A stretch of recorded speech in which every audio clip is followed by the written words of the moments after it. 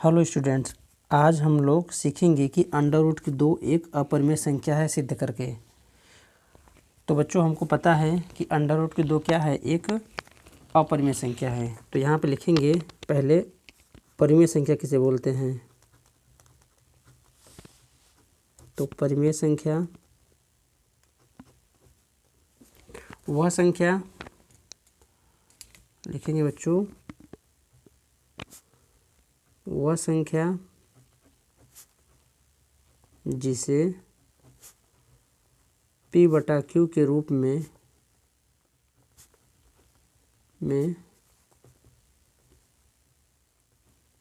लिखा जा सके, उसे क्या बोलेंगे, परिमेय संख्या। जहाँ Q ≠ 0। एग्जाम्पल के तौर पे देखिए, जैसे 1/2, 3/4, अंडर रूट के 4, 0/के ये सब संख्याएं कौन सी संख्याएं हैं, परिमेय संख्या हैं। आगे अब हमको पता करना है कि अपरिमेय संख्या किसे बोलते हैं। तो लिखेंगे अपरिमेय संख्या के बारे में।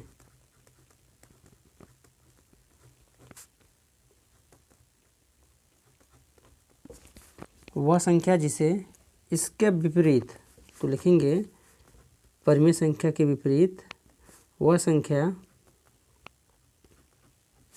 जिसे P/Q के रूप में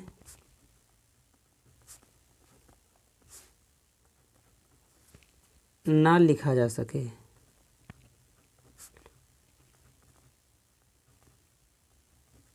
ठीक है, उससे हम लोग क्या बोलेंगे, अपरिमेय संख्या। जहाँ देखिए बच्चों, जहाँ P और Q क्या हैं, इसमें भी P और Q क्या है, पूर्णांक है। तो यहाँ लिख देंगे हम लोग कि P और Q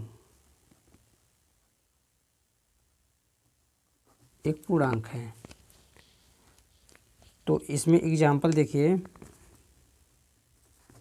अपरिमेय संख्या में अंडर रूट के 2, अंडर रूट के 3, रूट की 5, पाई का मान या 0.1, 0, 00, 111। तो ये सब संख्याएं बच्चों कौन सी संख्याएं हैं, अपरिमेय संख्याएं हैं। ठीक है, अब हम लोग देखेंगे कि अंडर रूट की 2 एक अपरिमेय संख्या है या परिमेय संख्या। हम इसके विपरीत मानेंगे, क्योंकि देखिए जो हमारा परिमेय संख्या है एग्जाम्पल के तौर पे, और जो अपरिमेय संख्या है इसमें देखिए अंडर रूट के 2 बैठा हुआ है। तो हमको साफ साफ बच्चों दिख रहा है कि जो अंडर रूट के 2 है ये क्या है, एक अपरिमेय संख्या है। लेकिन हमको सिद्ध करके बताना है कि अंडर रूट के 2 एक अपरिमेय संख्या है। ठीक है, तो चलिए देखते हैं। इसके विपरीत मानेंगे, इसके विपरीत मान लें कि इसके विपरीत मान लें कि अंडर रूट के जो 2 है एक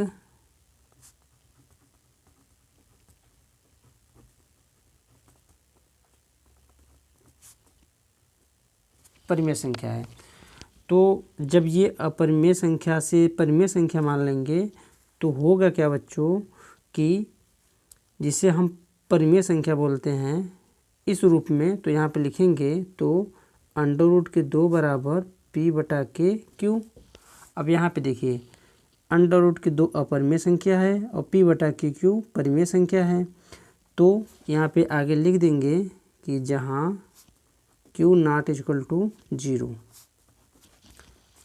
तो यहाँ से हम देख पा रहे हैं कि ये परिमेय संख्या अपरिमेय संख्या के बराबर हो गया। तो लिखेंगे अतः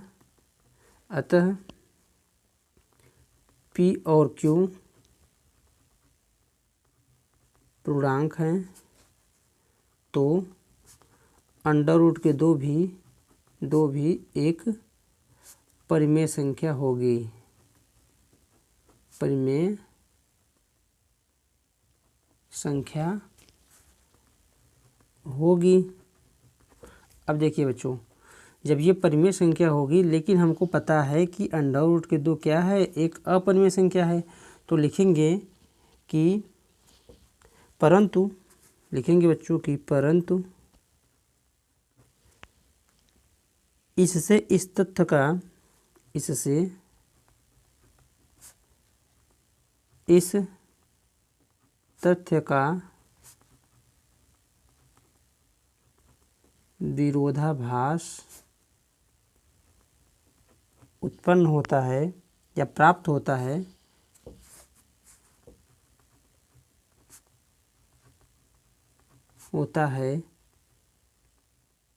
कि अंडर रूट के 2 एक अपरिमेय संख्या है, एक अपरिमेय संख्या है। ठीक है बच्चों, इसका मतलब ये है कि हमने माना था क्या कि अंडर रूट के 2 एक परिमेय संख्या है, तो जब ये परिमेय संख्या है तो ये जो होगा p/q के बराबर हो जाएगा, और जहाँ p और q पूर्णांक है तो अतः जो हमारा अंडर रूट के 2 होगा वो भी परिमेय संख्या है। लेकिन बच्चों यहाँ पे हमको विरोधाभास उत्पन्न हो रहा है कि हमने अपरिमेय संख्या में, देखिए अपरिमेय संख्या में हमने पढ़ा है कि अंडर रूट के 2 क्या है, एक अपरिमेय संख्या है, लेकिन यहाँ पे हम लोग क्या सिद्ध कर रहे हैं कि अंडर रूट के 2 भी एक परिमेय संख्या है। इसी वजह से हमको इस तत्व का विरोधाभास उत्पन्न हो रहा है कि अंडर रूट 2 भी एक अपरिमेय संख्या है। कहाँ से, यहाँ से।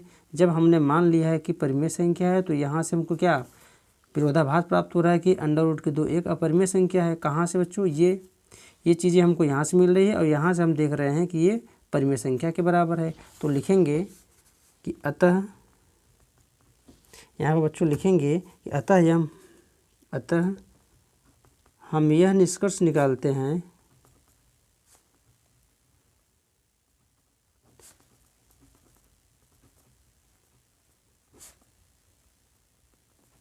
कि अंडर रूट के 2 एक अपरिमेय संख्या है।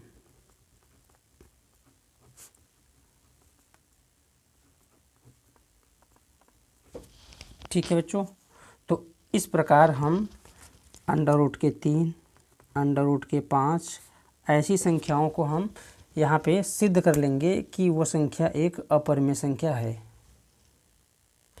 तो बच्चों वीडियो पसंद आया हो तो लाइक और चैनल को सब्सक्राइब जरूर कर लीजिएगा।